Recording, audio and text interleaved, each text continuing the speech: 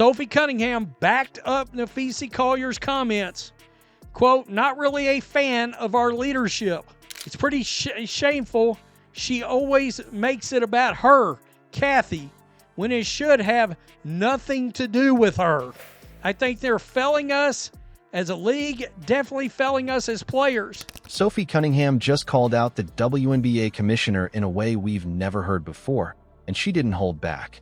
She said leadership is failing the league, failing the players, and even called it shameful. A lot came out from Sophie Cunningham today. Sophie Cunningham's future with the team. Also made some comments about a potential work stoppage, a lockout in the CBA, the situation involving Cathy Engelbert, Nafisi Collier, Caitlin Clark.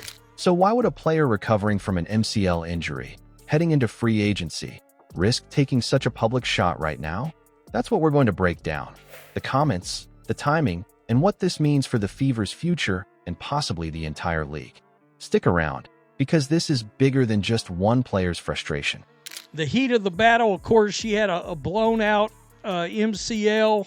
She had surgery for it. Sophie Cunningham, quote, there's a potential lockout. I promise you we aren't going to play until they give us what we deserve. Before we move on, I'd like to ask you a small favor. If you appreciate this content, please take a second to like this video and subscribe to the channel. Over 98% of you watch the videos without subscribing. It costs you nothing, but it makes a huge difference to us. So, did you click the subscribe button? Great. Thank you so much. Now, back to the video. And she's been in one of the walking, I don't want to call it a boot, a brace. That's kind of where it's headed, unfortunately, which would be the dumbest basketball decision business-wise ever, considering the momentum that the W has. Why would Sophie Cunningham, sitting on the edge of free agency while still rehabbing from her knee injury, choose to go directly at the commissioner of the WNBA? It feels like the exact moment when you'd expect a player to keep things quiet, stay marketable, and focus on getting healthy. Instead, she went straight at Cathy Engelbert. Sophie Cunningham responded, people only know Cathy because of Caitlin. This comment got put up on social media. Caitlin Clark should be grateful. She makes $16 million off of the WNBA. She's the most delusional leader our league has seen, and shouldn't, in caps, ever be about our commissioner in the first place.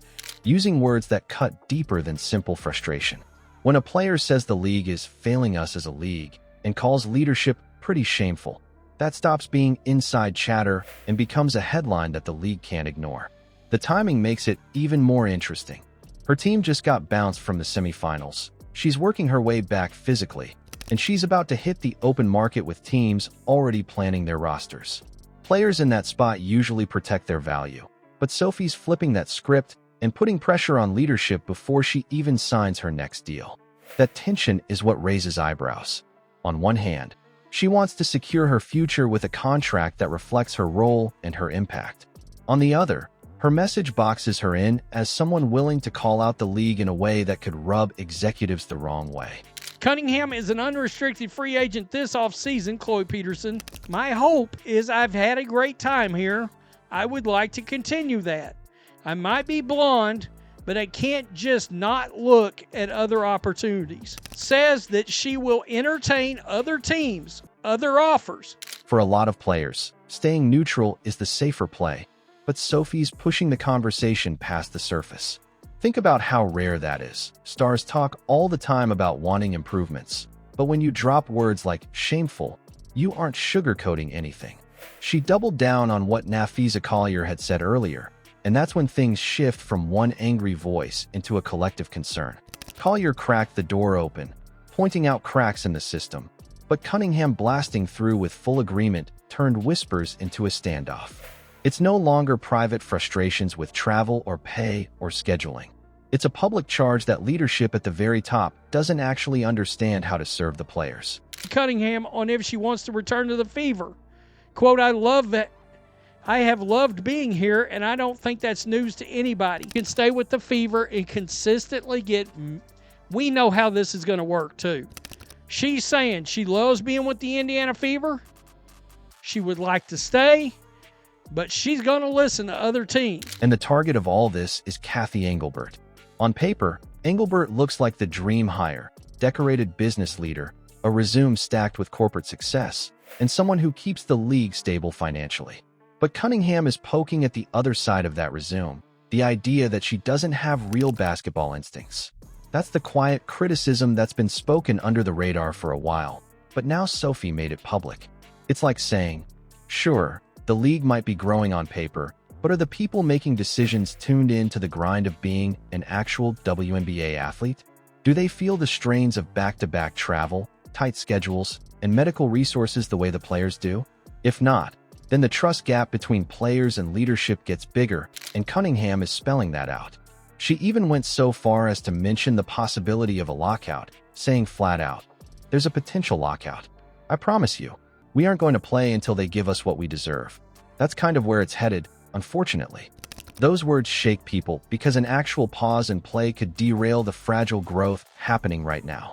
Cunningham knows the history too. She gave the perfect example when she brought up the 1994 MLB strike. I always refer back to this. People forget. MLB was dead. If you end up in a lockout, it is disastrous.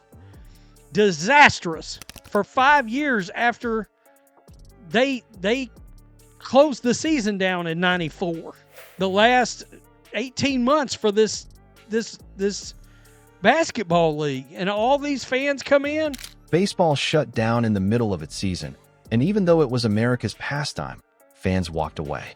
She reminded everyone that Major League Baseball was basically dead for 5 years after that, because once you break your connection with the fans, it doesn't fix itself overnight.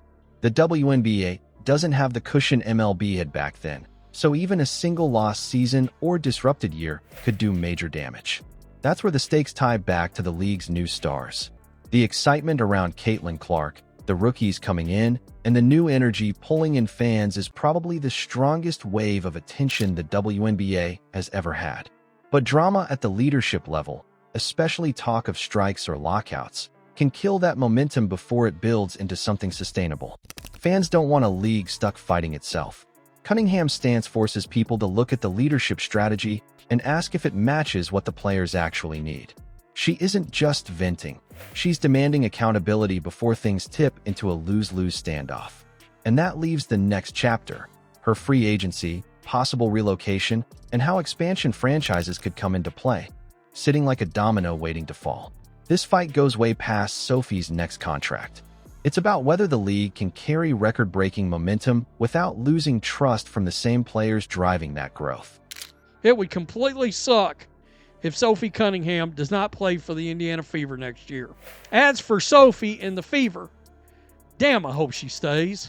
Right now, games like the Fever are pulling over 1 million viewers, and projections say it could climb to 2 million when stars return. That's why a lockout, which Cunningham warned would be the dumbest basketball decision business-wise ever, feels disastrous. So what do you think? Was Sophie speaking for all players, or did she just put her own future at risk? Free agency and expansion loom, and she's already in the spotlight.